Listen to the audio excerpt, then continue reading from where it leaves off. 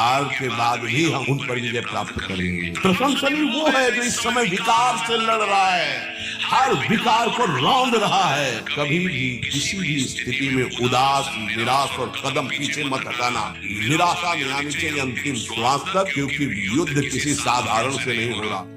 ये रजोगुण से प्रकट होता है, राग से, और ये महापापी है, अर्थात महापाप कराने वाला है।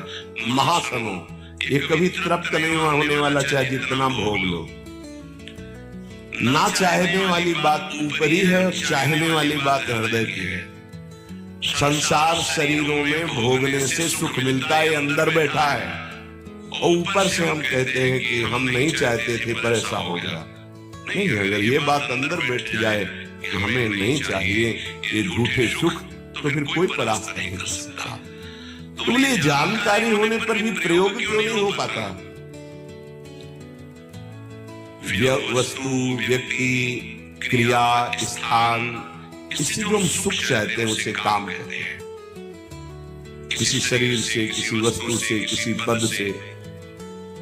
इस काम में शब्द तो एक है पर इसके दोष अनंत हैं।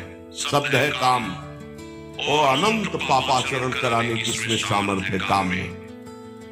इसमें अनंत विकार भरे हुए हैं। जब तक मनुष्य के भीतर ये बात बनी रहती है कि शरीर भोग से, वस्तु भोग से, पद भोग से हम सुखी हो जाएंगे, तो ये काम पाप ही कराता रहता है। निर्दोष, निर्विकार, निष्पाप होने के लिए इस काम का मर्दन करना आवश्यक है।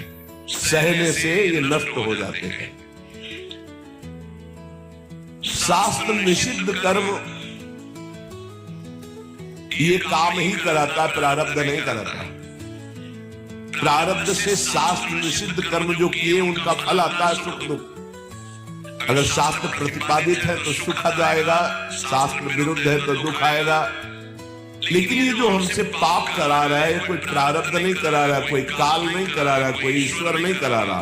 काले कर्म ईश्वरी मिथ्या दोष लगाए, ये हमारी चाहत करा रही है। अंदर बैठी है, शरीर के भोगों से सुख मिलता है, ये अंदर घुस के बैठ गया है, और यही हमसे पाप करा रहा है। तो जब जानकारी हो गई तो फिर पाप क्यों हो रहे?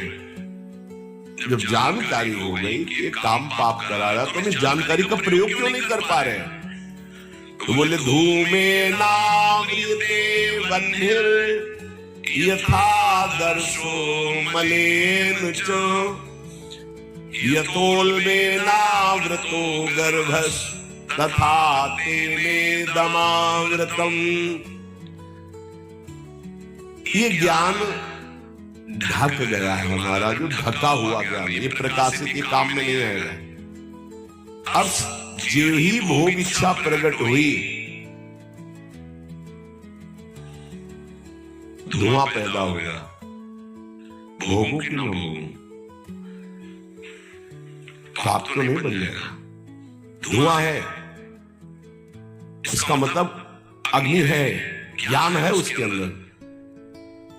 अब अगर उस समय उसको सत्संग मिल जाए, कोई संत की बात चलने लगे, उसका चिंतन वो रोक पाए, तो मानो फूंक मारना है। जैसे धुआं उठ रहा है, 1 2 3 फूंक मारो, आग लग गई, प्रज्वलित हो गया, बच गया।